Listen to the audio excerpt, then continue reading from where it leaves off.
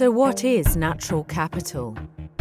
Natural capital includes the Earth's geology, soil, air, water and living organisms, which provide humanity with a range of benefits essential for our survival, well-being and economic development. These benefits include ecosystem goods like food and fresh water, and ecosystem services like water purification and climate regulation. Let's have a look at the role of natural capital in some of the Greater Mekong's different habitats, focusing on Vietnam, Laos, Myanmar, Thailand and Cambodia. Forests counteract climate change and purify the air by capturing carbon dioxide.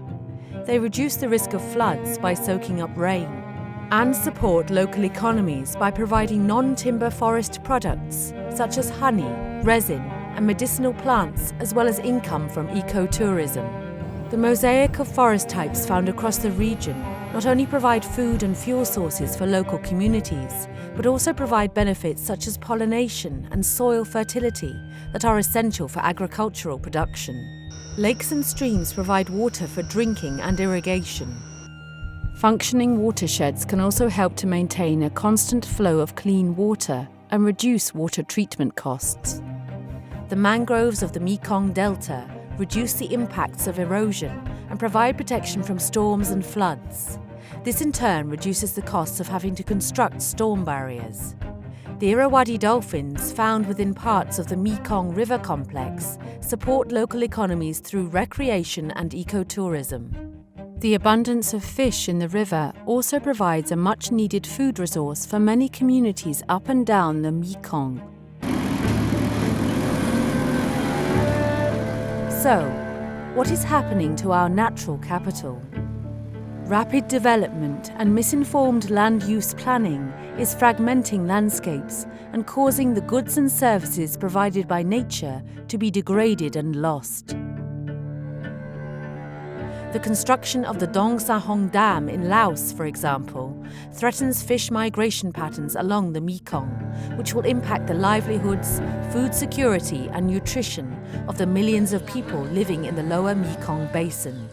Unsustainable and poorly planned road construction in Cambodia, Thailand and Myanmar is causing unprecedented loss of ecosystem services essential for healthy landscapes, livelihoods and economies. These development projects are clearly having huge environmental and social consequences, leading to long-term economic loss.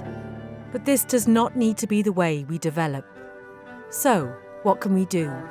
We can apply the 6 principles of a green economy approach. Renewable energy and low-carbon technologies can replace fossil fuels. Resources and energy are used as efficiently as possible and are shared more fairly. People use low-carbon forms of transport and live in more sustainable cities. Natural capital is maintained and restored. Incorporating the value of natural capital into decision-making is particularly important in order to have better planned infrastructure projects. For example, by taking into account ecosystem services in road planning, we can avoid having critical watersheds, forests and wildlife migration routes cut through. Also, if a dam is to be built, the mapping out and valuing of ecosystem services can help planners avoid environmentally and socially sensitive areas, which in turn can minimize the impacts on livelihoods, fisheries and biodiversity.